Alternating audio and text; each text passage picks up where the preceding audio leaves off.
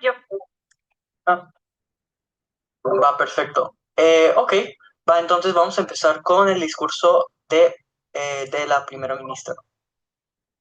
Antes de iniciar, un saludo especial a Brenner, te quiero muchísimo, y también a la gente de Open Prime o los seguidores de la grasa. No sé cómo se llama el grupo ahora.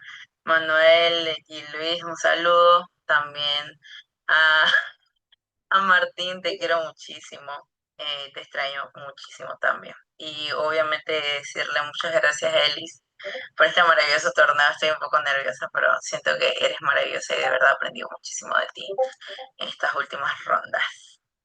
Los fósforos. Este debate siento que me va a dar ganas de ir. Ya.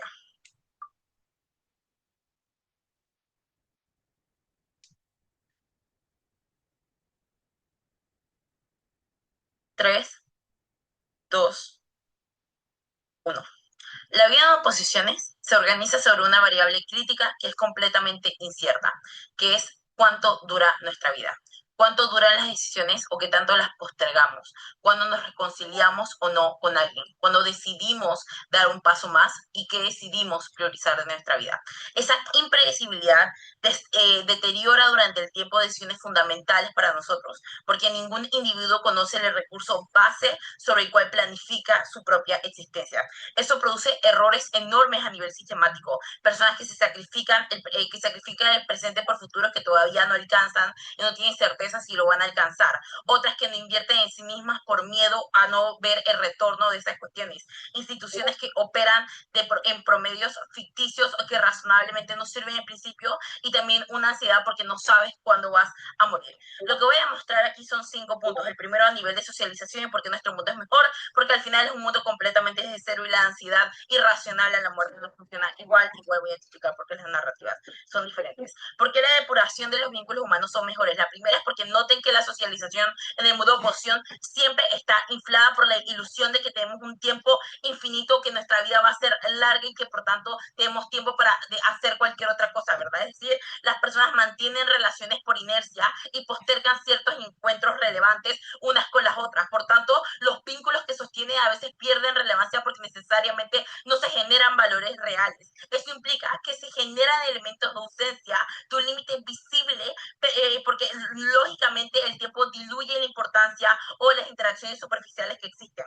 Pero no es que de nuestro lado mínimamente la gente sabe con mayor madurez hasta cuándo va a vivir, y por tanto, al reconocer esa situación, las personas entienden cuáles son las relaciones que deben priorizar, pero también y de que necesariamente las personas no deben obligarse a tener una selección menos estricta. Es decir, las personas o los individuos en general priorizan ciertos vínculos que tienen un retorno emocional tangible y que necesariamente es mejor, para así cortan a personas que solamente le hacen daño a su propia vida, o eliminan relaciones que necesariamente donde se ven instrumentalizadas o donde simplemente se sienten vacíos porque tienen mayor reconocimiento del tiempo que tienen en el mundo. Eso quiere decir que el tejido social general deja de ser un elemento que se traspasa a cuestiones solamente acumulativas y no se vuelve intensivo en promedio. Es decir, que las personas no miden la cantidad de experiencias que tienen porque quieren pasarlas todas, sino por la densidad y significado que tienen dentro de su vida. Por tanto, las interacciones humanas son mucho más honestas y se desaparecen los incentivos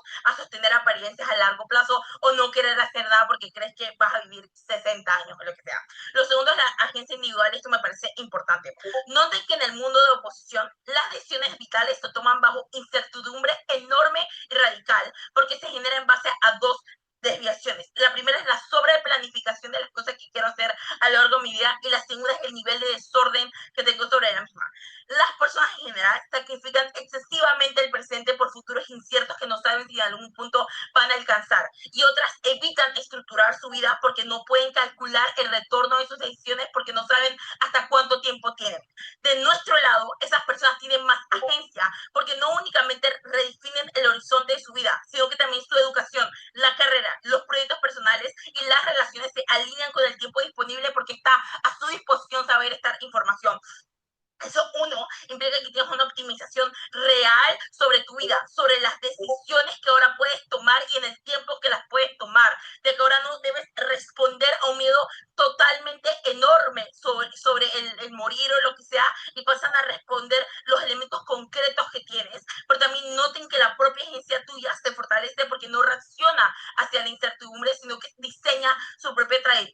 elementos de precisión. Ahora voy a responder a la cuestión de ansiedad para que no entre en ese nivel en el debate. La razón por la cual yo tengo miedo de morir es porque no sé cuándo voy a morir. Pero en el lado de nuestro lado no tenemos razonamientos para poder pensar así, porque necesariamente la socialización frente a la muerte es distinta. Porque obviamente la razón por la cual las personas tienen miedo es porque el miedo a la muerte no proviene de cualquier elemento, sino de la incertidumbre constante sobre los eventos futuros, ¿verdad? Es decir, que cuando existe esta imprevisibilidad, mantienes a las personas en estados de alerta basales permanentes. Pero cuando tú conoces tu fecha de muerte o la fecha de caducidad, lo que sea la que le hayan puesto en este debate, la incertidumbre esa desaparece y se transforma en elementos que tú puedes materializar dentro de tu vida. Por tanto, esas cuestiones están difusas. Pero vamos a hablar de las estructuras sociales y por qué son mejores. Quiero que piensen en cuestiones como la religión, en donde principalmente se mejora de nuestro lado porque los principales mecanismos de cohesión en donde no sabes cuándo vas a morir se disipan. El miedo a la muerte y a lo desconocido no funciona de la misma forma que lo hacen en el status quo de oposición, porque cuando una persona ya sabe exactamente cuándo va a morir, las narrativas sobre los castigos o recompensas después de la muerte dejen de ser herramientas efectivas de control sobre este tipo de cuestiones o de los estados para olvidarse de las presiones que pueden tener, ¿verdad? Eso quiere decir que las religiones, las comunidades, las narrativas se reconfiguran a elementos de acompañamiento, de comunidad, de construcción del sentido de vida, de saber cómo gestionar esa información, de colocarte con tu familia para que no sea algo terrible, ¿verdad? Es decir, que ahora provees más herramientas a nivel de espacios comunitarios y apoyo psicológico para estas personas. Baja antes de seguir. La capacidad de cambiar comportamientos o tomar decisiones distintas no solo depende de temporalidad, sino de otros elementos que siguen igual de restringidos en gobierno. Eso no es cierto, Martín. La razón por la cual las personas cambiamos es porque tenemos la certeza de que hay tiempo para poder enmendar los errores que tenemos. Si no tienes certeza sobre el tiempo, no importa ningún otro elemento secundario sobre esas cuestiones, no importa si tienes o no los recursos, porque no tienes certeza si vas a poder realmente disfrutar del cambio que tienes. Es decir, de su lado tiene una doble carga, de que las personas, incluso si quieran cambiar o incluso si se quieran arreglar con ciertas personas, no tienen certeza si van a tener tiempo, no únicamente de cambiar, sino también de disfrutar el cambio que tienen. Por tanto, no tiene sentido el criterio de baja oposición. Eso está fuera de debate. Lo último que voy a explicar es por qué necesariamente esto tiene una línea de consentimiento importante dentro de la vida. Noten que el conocimiento de nuestra propia muerte es un elemento material que me ayuda a hacer cualquier otro tipo de gestión emocional diferente. Eso redefine las experiencias humanas y vitales que tenemos, porque noten que permite que cada persona elija conocer los elementos que preservan su autonomía más básica. No solamente saber qué es lo que quiere vivir, sino en qué momento lo quiere vivir, cómo lo quiere vivir, ¿verdad? Es decir, que las condiciones cognitivas al enfrentar la vida son mucho mejores en nuestro lado porque necesariamente están formadas a través de las experiencias conjuntas. Eso jamás lo van a poder experimentar en la oposición porque van a tener un miedo irracional a no saber cuándo van a morir. La lógica social cambia significativamente y las infraestructuras sistemáticas también. Se lo voy a terminar de explicar él mismo, yo lo sé.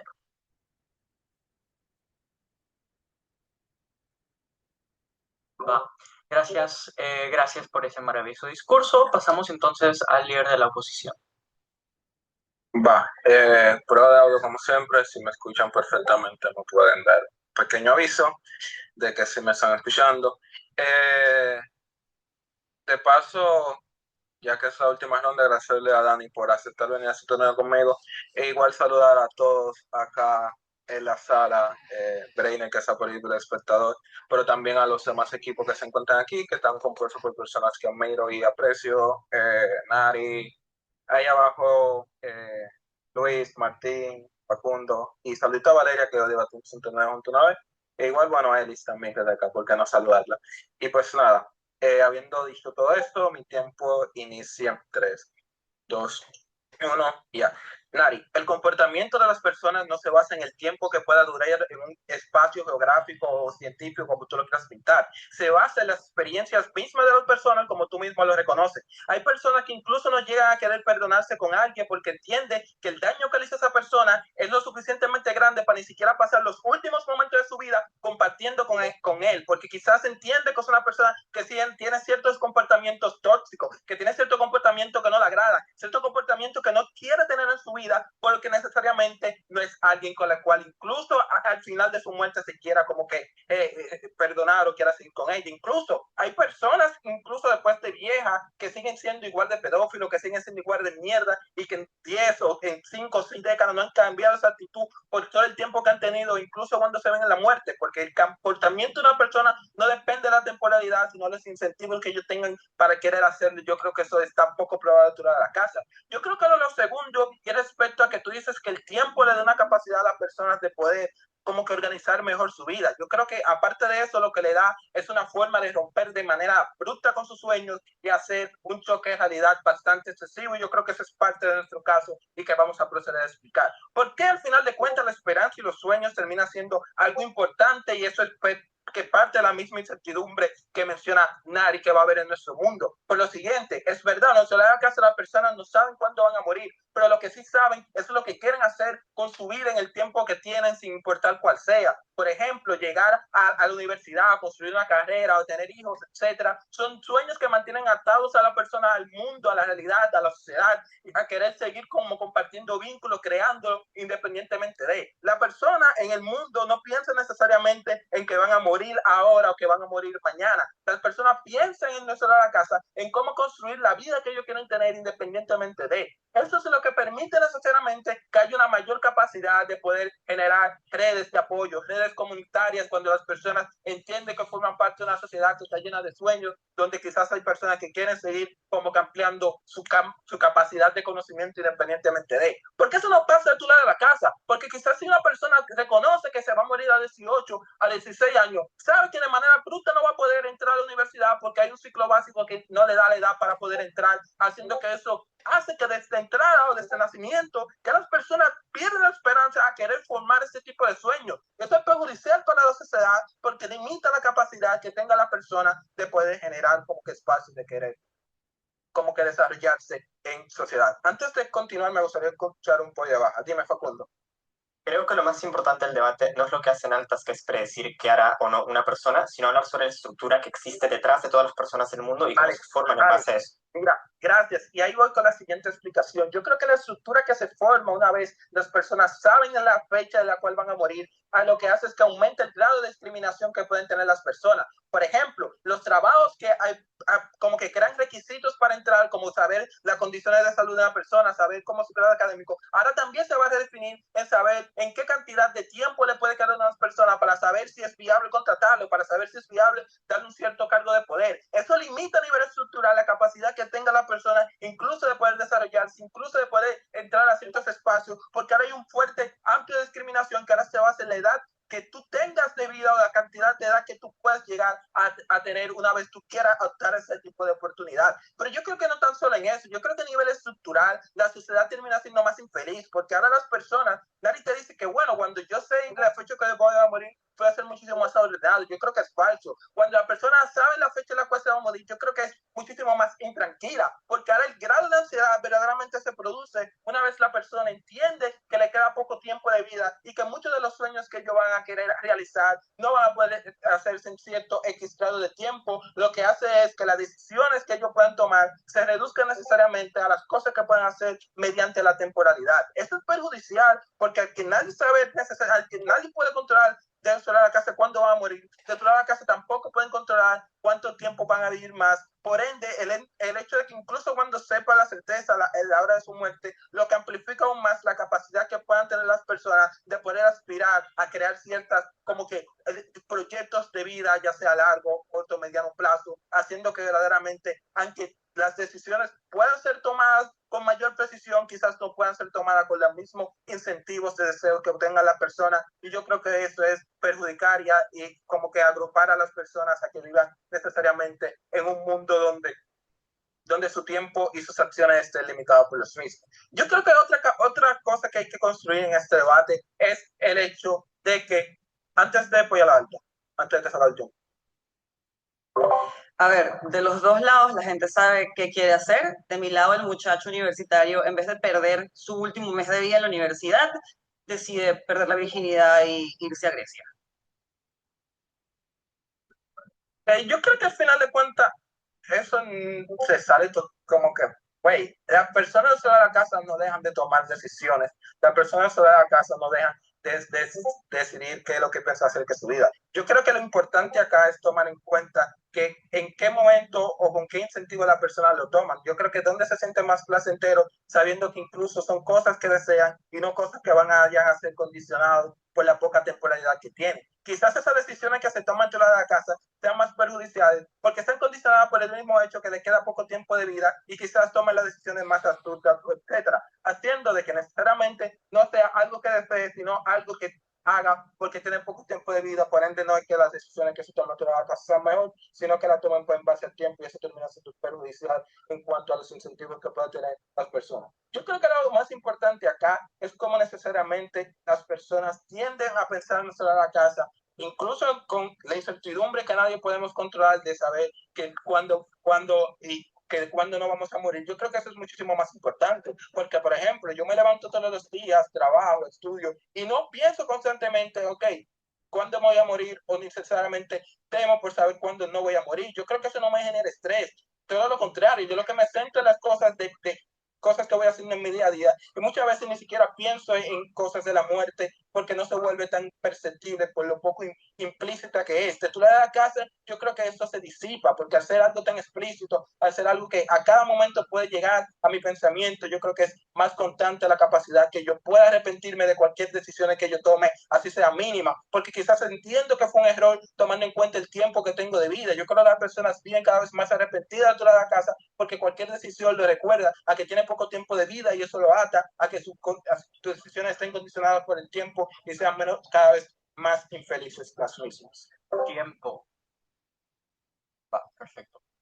Bueno, gracias por ese maravilloso discurso. Seguimos entonces a tu primera palabra. Ok. Cositas. Agarré aquí el crono. Listo. Saludo a la sala. Placer con ustedes. Te quiero, Nari. Y...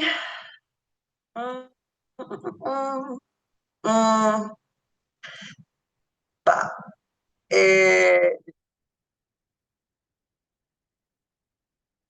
Entonces, listo. Plomo. Vamos a comenzar en 3, 2, 1.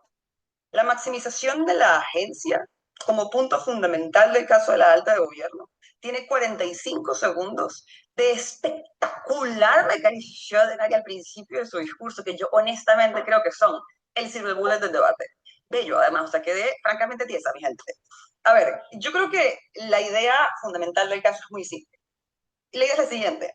La agencia es el valor moral, la entidad abstracta que tenemos más importante entre todas las demás, sin duda, con distancia, porque solo a través de la agencia tenemos la posibilidad de asignarle valor a las cosas y de determinar qué cosas nos parecen más o menos importantes a nosotros. Quiero o no tener hijos, tengo o no el tiempo para hacerlo, tengo o no el tiempo para ir a la universidad, quiero o no invertir esta cantidad de dinero porque sé que voy a vivir hasta los 80 años, etc.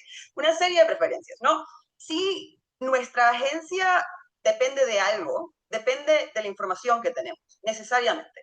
La toma de cualquier decisión está intrínsecamente viciada por el no tenimiento de los puntos de información necesarios para que luego tú puedas consentir en realidad el resultado. Esto es, el muchachito que no perdió la virginidad y no se fue a Grecia, no consintió perderla en los últimos 6 o 8 meses de su vida en la universidad.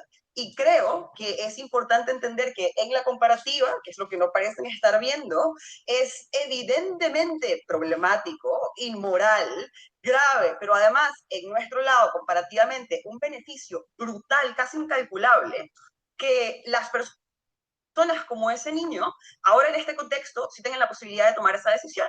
Porque precisamente en el momento en el que tengo la posibilidad de o sí tienen la información o no tienen la información, decir no, prefiero que no la tenga, que es lo que le están pidiendo ustedes al panel que haga porque está organizado el debate, es verdaderamente difícil. Le voy a dar un punto a la baja en esto. Baja. Baja la una. La especulación sobre si sufro más por miedo a morir o porque me voy a morir pronto importa más que yo tengo una esperanza de vida baja porque soy pobre y tengo enfermedades y no puedo acceder a trabajo y me van a discriminar más.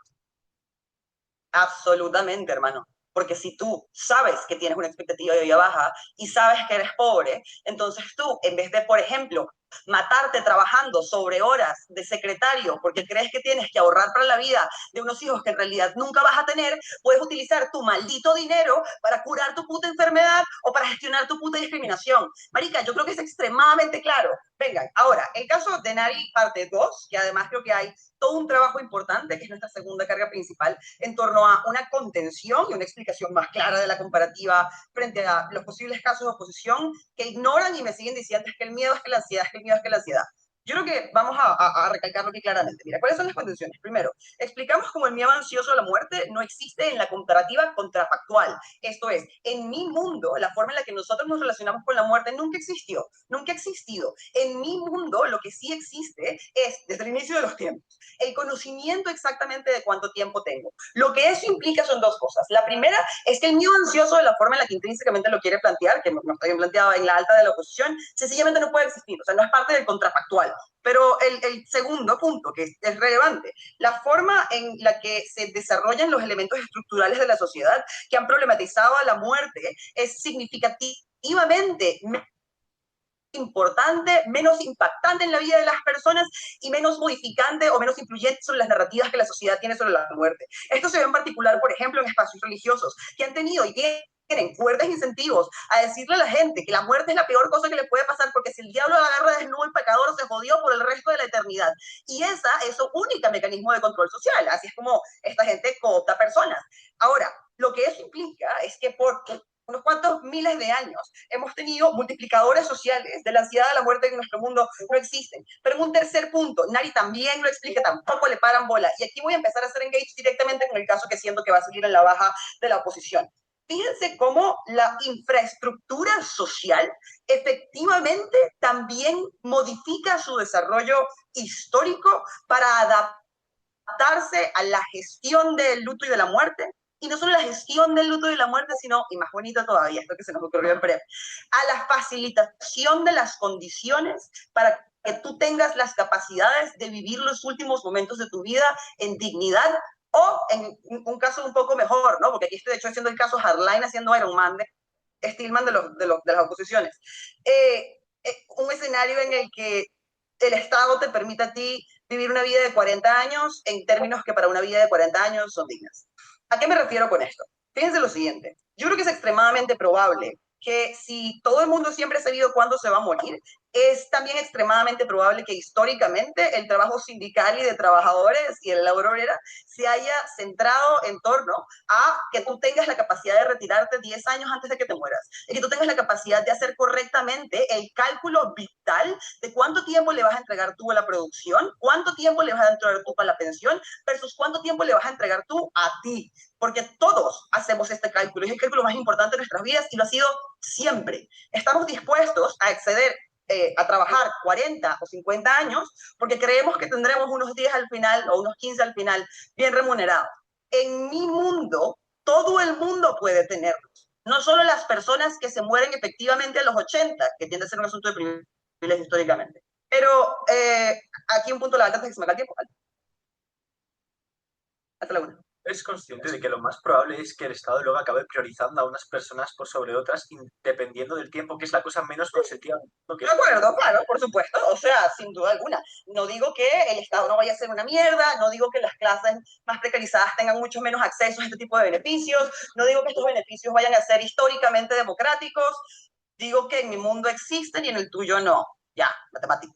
Ahora, la segunda cosa aquí que es relevante. No creo solo entonces que, por ejemplo, el Estado razonablemente sea la carga o el objeto de fuerte presión o fuertes presiones para que las personas puedan organizarse mejor en torno a la cantidad de vida que tienen, por ejemplo, en términos laborales. Creemos que también hay razones para creer que harán presiones políticas fuertes y márgenes electorales importantes precisamente en torno a esto, que probablemente es el punto más importante ahora de todas las agendas políticas del mundo por la historia de la humanidad, porque razonablemente lo es. Y que se traducen, por ejemplo, en legislación que le permita a una mujer que tiene un hijo y se va a morir en los próximos 4 años acceder a 2 años de maternidad en vez de 2 meses. O en su defecto, creo que es mucho más probable que los trabajadores o obreros puedan, por ejemplo, ganar juicios en su contra cuando les roban años de su vida, porque está una vaina encima, cuando se sabe cuántos años les robaron. Igual que es más probable que le digan a un violador que va preso más tiempo porque le jodió 60 años a la carajita. Yo creo que honestamente un mundo mejor, eso ya, perdón. Ok, sí, gracias por ese maravilloso discurso. Pasamos entonces, y sí, Emilia, ¿será que me podrías ayudar un poquito con el tiempo? Va, gracias. Va, perfecto. Va, entonces sí, pasamos con el siguiente orador a tu primera palabra. Hola, ¿qué tal? Vale, me gustaría dar primero de todo, así como prueba de audio, un saludo a toda la sala, en especial a don Facundo, a Manu. Como nos quedan más rondas, no, vamos a extendernos mucho. Pero sí, también baja de Oppo, evidentemente, don Luis Tapia y, y, y Martín Breiner, que está por ahí. Sí, consiento la gracia. Oye, también, no os preocupéis. Y- y- Vale, vamos. Ahí va. Espera que me pongo el timer.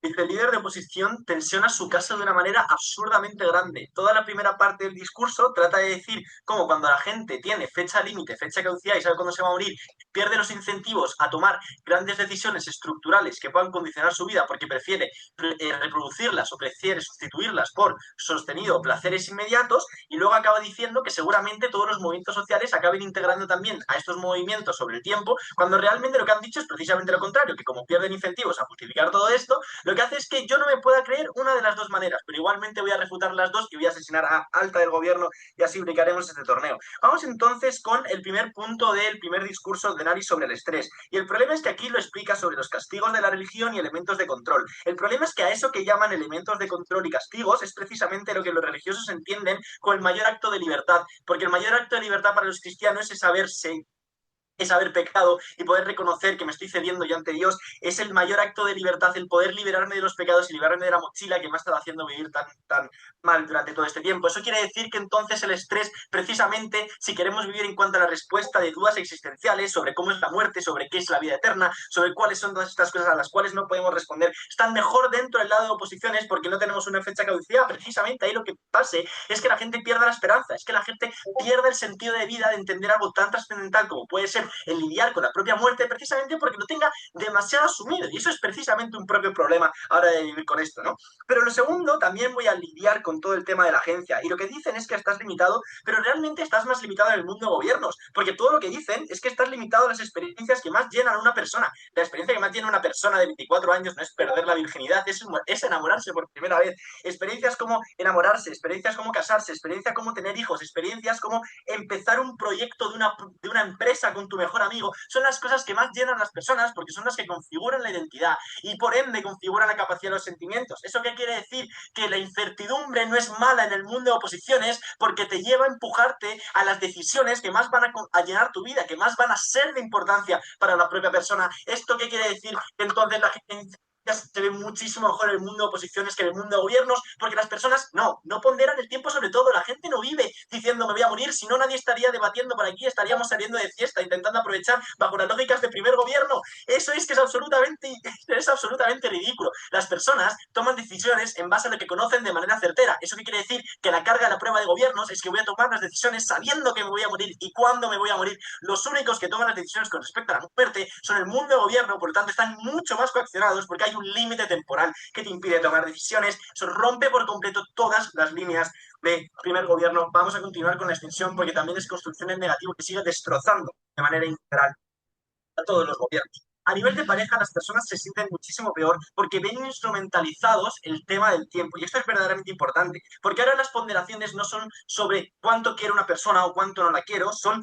cuánto porcentaje de inversión de tiempo y de gasto emocional voy a tener que dedicarle a algo que no sé, que sé que no va a durar al 100% en el tiempo. Esto que hace que las relaciones de gobiernos estén completamente racionalizadas. ¿Eso qué quiere decir? Que seguramente la toma de decisiones sobre el amor, la toma de decisiones sobre las cosas que verdaderamente importan, racionalicen muchísimo más de lo que hacen los sentimientos. Eso quiere decir que las personas viven con fechas límite y no llegan a experimentar los sentimientos al 100%, por lo tanto la vida de las personas es absolutamente más pobre dentro del mundo de gobiernos que dentro del mundo de oposiciones. Vamos a entender por qué se ve esto. Primero, por el colapso de la agencia. Hay certeza sobre la muerte que elimina la apertura real del futuro que es necesaria para poder tomar decisiones con completa libertad. Primero, las decisiones humanas funcionan porque hay múltiples futuros posibles. El valor experiencial de una toma de decisión es que no sé exactamente qué me depara, por eso estoy redebatiendo una ronda 5, porque independientemente de que sepa que se puede acabar o no se puede acabar, precisamente lo que forja identidad es la incertidumbre de no saber qué hace, y por eso le doy valor, porque estoy forjando personalidad a la vez que estoy tomando decisiones. Pero segundo, es que con fecha fija hay un horizonte extremadamente rígido, porque estaré entrando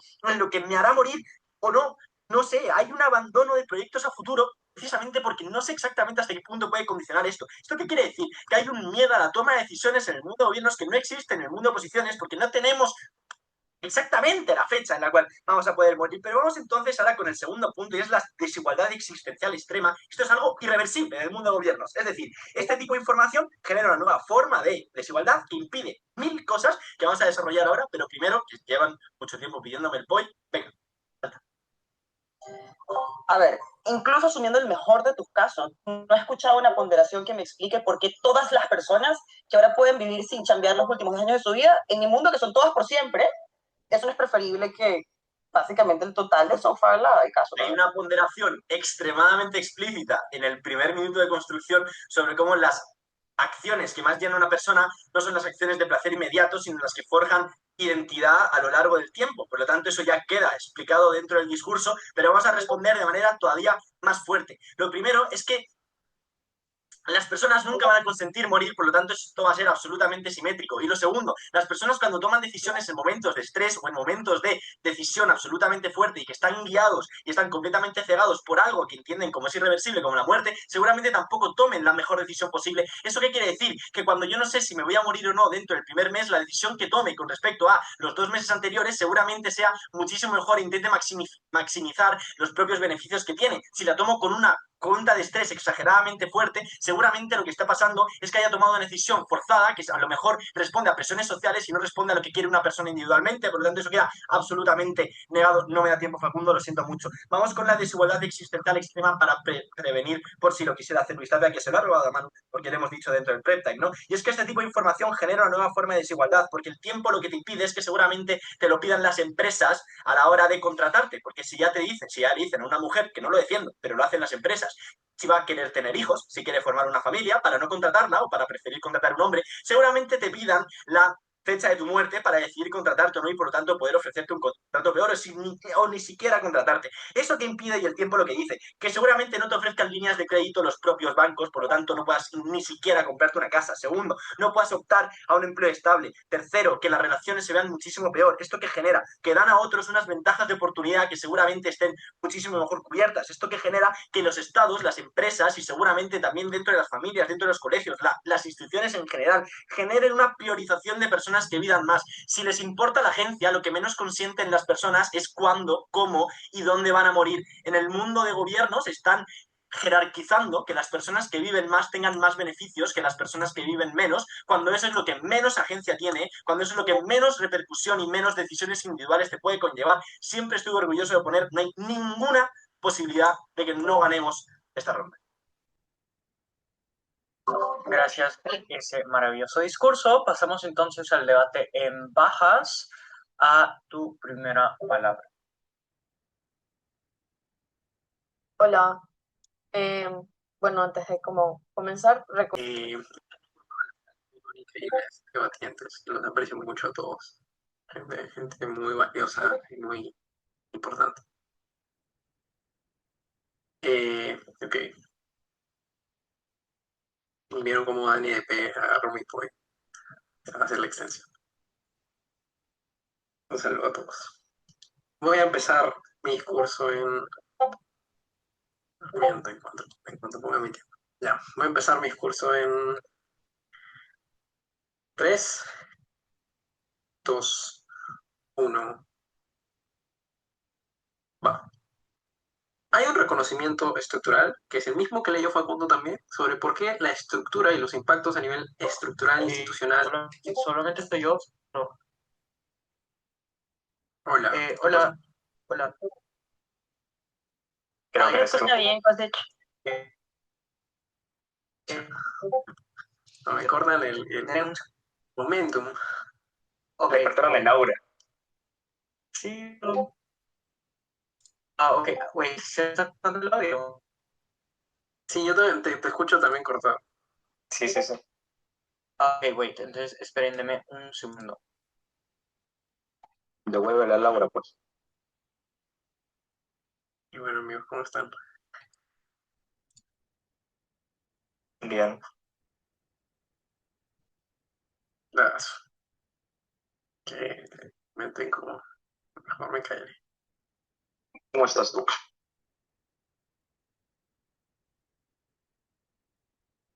Luis, ya dejaste el alcohol, Luis.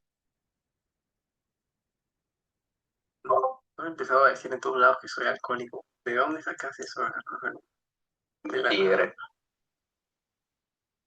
te falta tigueraje, ¿no? ¿Qué habla ahora los tigres?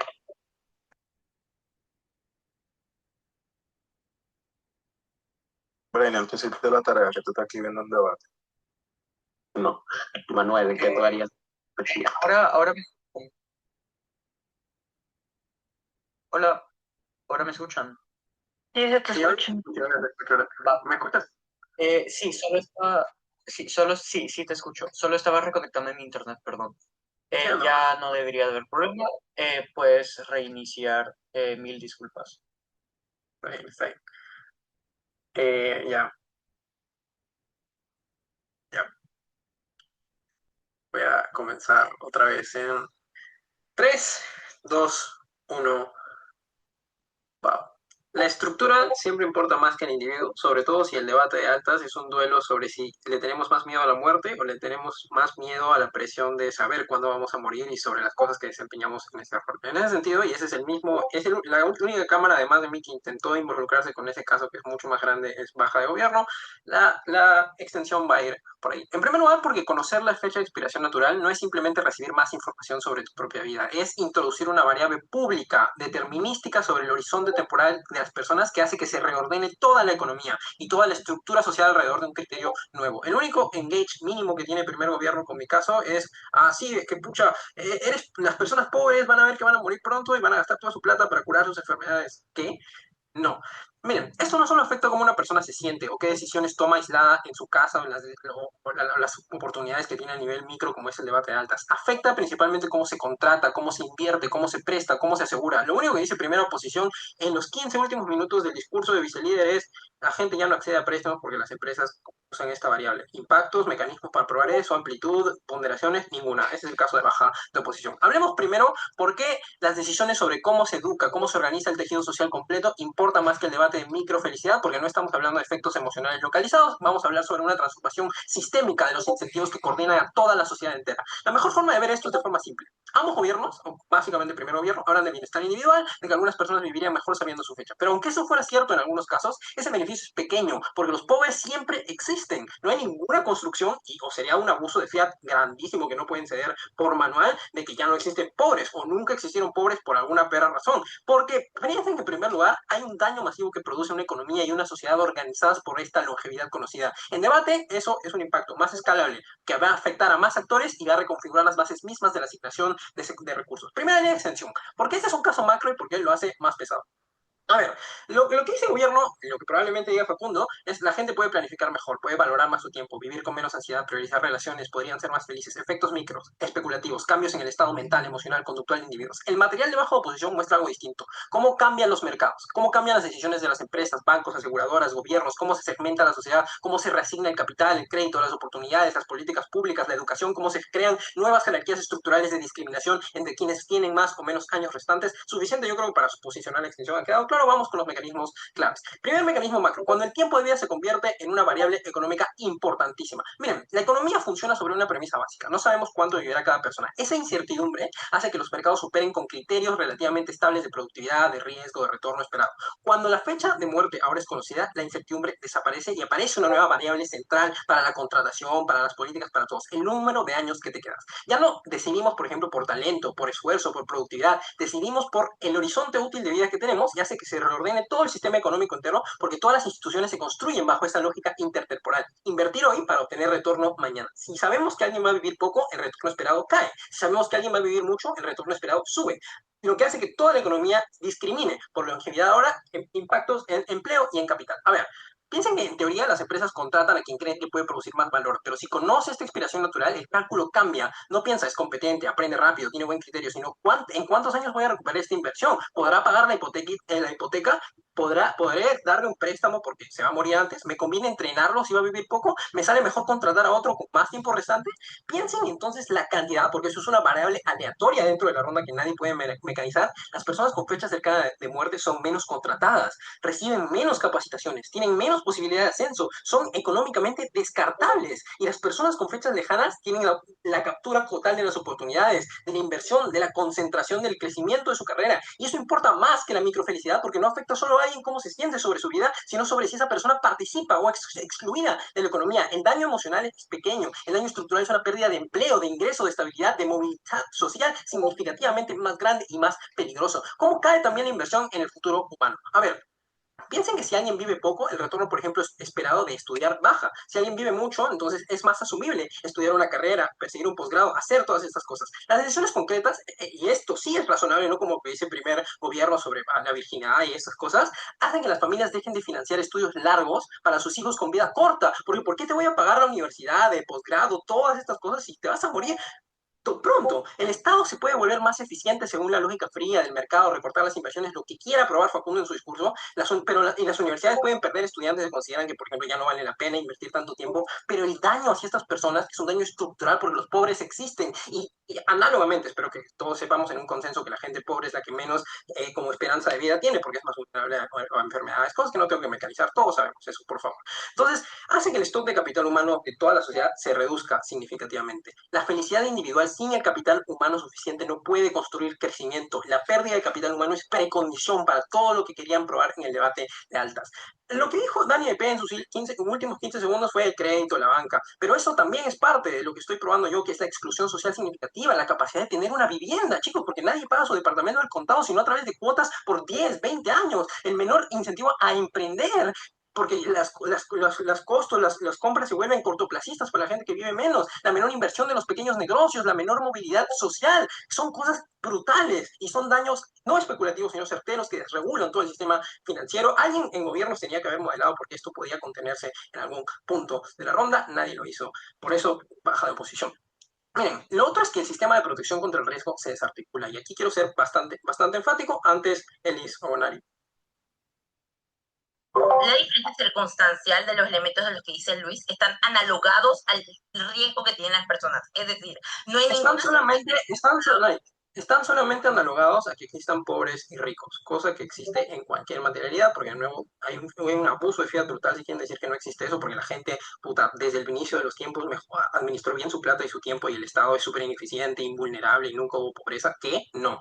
Miren, lo que estoy diciendo es en primer lugar razonable, pero segundo, piensen en más cosas. Podría pararme a hablar toda una hora así entera, de enumerar riesgos, porque son significativamente dañinos e imponderables en la ronda, porque piensen que, por ejemplo, el seguro de vida deja de tener sentido porque ya no es una herramienta de mutualización. El seguro de salud es muchísimo más caro o es inviable en ciertos estados porque te vas a morir tarde, porque yo como empresa privada, como CTS, tengo incentivos a darte estas cosas. El sistema entero es más excluyente, hay un abuso brutal hacia las personas, no hay más conciencia de la mortalidad, como dicen gobiernos, hay menos protección colectiva frente al riesgo. Piensen en la discriminación para, por ejemplo, selectividad de tener amigos, escoger parejas, porque ¿por qué carajos voy a meterme en una relación de largo plazo con alguien que se va a morir pronto? ¿Cómo voy a construir un proyecto de vida con alguien que tiene estas condiciones que sinceramente no me permiten hacer eso? Los incentivos de la individualidad son los únicos que permanecen en la ronda porque son inherentes al ser humano. El mercado de las relaciones, de la familia, el mercado de vivienda, las oportunidades de exclusión social son mil daños que hacen que gane baja de oposición, clarísimo.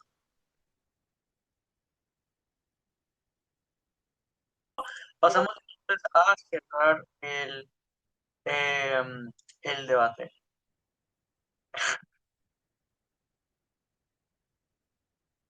Ya miren, Cámara Alta de Oposición solamente mencionó esto del grado de exclusión por empresas o préstamos o dinámicas, pero también que hay un riesgo de tener decisiones que estén condicionadas por el estado emocional o que tengan un perjuicio de la experiencia vital y por lo tanto que no sean positivas para las personas. Lo segundo es algo que es especulativo, porque nosotros no sabemos cómo las personas van a emplear su tiempo, no sabemos cómo van a reaccionar frente a la nueva realidad a la que tienen que afrontar, no sabemos si es que en efecto son personas que no van a poder asimilarlo o que por el contrario van a hacer lo que dice Cámara Alta de Gobierno, que yo creo que mitiga las contribuciones de Cámara Alta de Oposición, que es que van a aprovechar el tiempo para poder favorecer su agencia independientemente de las condiciones estructurales, porque igual hay gente que sí la tiene, lo que significa que al final eso honestamente no puede precondicionar nada dentro de la ronda porque es un análisis que no está probado y que no está suficientemente mecanizado. Lo primero, esto del grado de exclusión es algo que está subanalizado y creo que Luis lo completa, porque Luis prueba varias cosas dentro de la ronda. Prueba situaciones de literal colapso económico y exclusión de actores y agentes que hubieran sido relevantes porque independientemente de su importancia funcional dentro de la sociedad, son personas en sí mismas que en este momento están siendo marginadas y retiradas de forma arbitraria de sistemas de trabajo, de estudios, personas que tienen que enfrentar un límite impuesto de oportunidades, gente que tiene vínculos que son muchísimo más volátiles o que directamente están mucho más restringidos. La respuesta de Facundo, particularmente esto de lo económico, es obviamente el sistema se quiere adaptar. O sea, es un montón de palabras, pero en esencia es obviamente el sistema se quiere adaptar. Pero ¿adaptarse a qué? O sea, a gente con poca vida útil, a personas que no van a generar ningún rédito porque se van a morir mañana, a gente que tiene pocas ventajas porque su entorno se las cortó, porque no pudieron terminar de estudiar, porque no pudieron terminar de hacer networking, gente que es inútil, que es poco instruida, LOL. O sea, el sistema no se adapta a los ancianos, el sistema no se adapta a la gente discapacitada, el sistema no se adapta a la gente estigmatizada como a las mujeres o como los gays. ¿Qué mayor discapacidad en el mundo de gobierno que no tener tiempo de vida literalmente no tiene sentido? Si es que la afirmación que defiende Baja de Gobierno es que el Estado quiere aprovechar al máximo la explotación, eso es lo que nos concede entonces que se van a concentrar en la gente que más genera porque quiere aprovechar al máximo las personas a las que más pueden explotar fuera Baja de Gobierno de por sí. Pero todo lo que les acabo de decir y la extensión de Luis importa significativamente. Lo primero es porque somos los únicos que hemos presentado un punto absoluto, porque el criterio de vida, independientemente de cualquier consecuencia material, es un criterio arbitrario. Nadie ha decidido qué tanto va a vivir, por lo tanto, cualquier consecuencia, cualquier decisión, cualquier cambio de comportamiento, de estructura de jerarquía social que devenga de esto es algo significativamente inmoral, es una imposición, sobre todo que tiene consecuencias tan fuertes dentro de la psique y de la vida de las personas que no pueden ni mitigar ni consentir. En segundo lugar, porque estos elementos son definitorios para la calidad de vida. El consenso en el resto del debate es que importa que la gente pueda vivir bien, lo que significa que una sola persona no pueda hacerlo es suficiente para ganar la ronda. No solo que no pueda hacerlo, sino que tenga una restricción tremenda para esos elementos que son tan relevantes y tan necesarios para poder vivir una vida bien. Yo creo honestamente que esta persona, incluso si se fuera a morir en 3 días, prefiere no vivir esos 3 días en la miseria, botado por ahí afuera en la calle. Pero lo tercero es porque esto noten que particularmente afecta a más gente que no se va a morir pronto. Y esto es importante porque el impacto de Luis ya no solamente es la gente pobre, que es lo que, o la gente que se va a morir rápido, que es lo que dice Baja de Gobierno, sino es en particular todo el sistema. Piensen que la desregulación del sistema, por ejemplo, es algo que literalmente malogra la decisión y el comportamiento de las personas. La pobreza estructural que ahora aumenta porque la gente está abandonada jode a los estados enteros, su planificación presupuestal y su capacidad de acción. Piensen que el desorden social que se va a generar, porque obviamente esa gente no se va a quedar tranquila, sino que va a ser significativamente más desobediente a nivel civil o va a protestar o cuestiones similares o al menos se va a resentir y se va a polarizar, literalmente inestabiliza y quebranta grupos enteros de la sociedad, lo que significa que incluso que gente que va a morir en algunos años, ahora en el lado de gobierno tiene que vivir y enfrentarse a una peor realidad por más tiempo, lo que significa que es un impacto más grande, es expansivo, es una bola de nieve, es ganador, suficiente. Miren, sobre Baja de Gobierno, dos cosas que decir. Lo primero es esta idea de la cultura del cuidado. Esto es algo mega simétrico por las narrativas que existen en el mundo. Todos sabemos que vamos a morir, pero más allá de eso, tampoco queremos morir mal, lo que significa que razonablemente no es algo que nos dé igual. Las personas queremos cuidarnos porque no queremos que luego los pulmones se nos intoxiquen, por ejemplo, y terminar viviendo así. La diferencia no es saber cuándo vas a morir, es que de qué manera vas a morir es algo que no sabemos y eso hace que nos queremos proteger. Yo creo que más bien la certeza de cuándo te vas a morir, de hecho, alivia la necesidad de cuidados porque es lo que dice su cámara alta. Yo digo, puta, me voy a morir dentro de 2 años, entonces ya no me cuido la salud, a la mierda todo, igual me voy a morir. vivir, entonces simplemente salgo y soy mucho más irresponsable porque valoro más el corto plazo. O sea, baja de gobierno se tiene que amarrar a lo que dice Cámara Alta, que lo prueba razonablemente. Lo segundo es que noten que igual esto está condicionado a que puedas cuidarte más allá de que lo quieras hacer, y eso está probado y concedido nuevamente por baja de gobierno, que no va a ser así, sobre todo para los desafortunados que viven menos y que merecen más cuidado, así que creo que el punto no tiene relevancia. Sobre la mejor inversión de los recursos y su distribución. Ojo ahí, aquí, no hay una justificación moral para preferir al grupo de personas que vivir más tiempo por sobre los demás. Vivir más tiempo no es una razón por la que una persona en sí misma merece mejor trato que otra porque es un factor arbitrario. Bajo esa lógica baja de gobierno, está de acuerdo con que votemos en los ancianos de sus albergues y los usemos para jóvenes porque van a vivir más tiempo con los sacrificios humanos o cosas que en verdad me parecen absolutamente irrazonables. ¿Quiénes son ustedes para cuestionar ese tipo de cosas? No tiene sentido. Piense que si es que la gente marginada está probado que va a vivir, no solamente va a vivir más o menos mal, es que va a vivir mucho peor que lo que viviría en nuestro lado de la casa. Entonces preferimos un mundo donde todo el mundo vive de manera razonable porque los recursos se distribuyen entre todos, entonces todos tenemos algún acceso, al menos esperanza, frente a un grupo que está viviendo mejor, pero otro que se está yendo muy, muy, muy al carajo. No tiene sentido. Sobre alta de gobierno, miren, acá la idea básicamente es esto de que la gente tiene la ilusión de tiempo infinito, postergan cosas y ahora pueden planificar mejor su vida. Esto también va a refutar a baja de gobierno. Miren, la realidad es que la gente no tiene capacidad de tener agencia. Lo primero es que están pasando por un estado emocional cagado. Piensen que cuando te enteras de cuándo te vas a morir, lo más razonable es lo que dicen, que frente a que tienes un tiempo de deadline, estás agobiado, tienes mucha presión por hacer todo lo que te falta, por acabar tus planes de vida, sobre todo si es que te vas a morir pronto, lo que significa que es poco claro porque tienes la capacidad de sentarte y pensar cuándo y cómo vas a querer hacer las cosas. Yo creo que la gente en este tipo de escenarios no tiene una capacidad de raciocinio tan clara. Lo segundo es lo que ya ha criticado todo el mundo, la capacidad monetaria y física, son cosas que la mayoría de veces la gente no tiene, así que literalmente no puedes tirarte al abandono, es algo de lo que depende Cámara Alta de Gobierno, pero además porque no es la realidad de la mayoría, y yo creo que tener más tiempo sí nos da esperanza y es mejor, porque cuando tú sabes que tienes más tiempo y eres un desfavorecido, sabes que tienes más tiempo para, por ejemplo, regularizar tus estudios, puedes trabajar después, puedes vivir otras experiencias más tarde y sentirte como un sujeto más moral o mejor dentro del statu quo, cosa que pierdes en el lado contrario, lo que significa que incluso esa gente ahora está significativamente peor. Yo creo honestamente que en nuestro lado de la casa tenemos muchos contrapesos, tenemos narrativas de You Only Live Once, podemos narrativas de disfrutar el tiempo que tenemos, de aprovechar a los demás para convivir con nuestra familia, con nuestros seres queridos, pero además límites de tiempo naturales porque queremos aprovechar nuestra juventud, queremos aprovechar nuestra niñez o nuestra adultez temprana, así que todo lo que quiere decir gobierno, nosotros ya lo contemplamos también, lo importante es que no nos presionen para hacerlo más.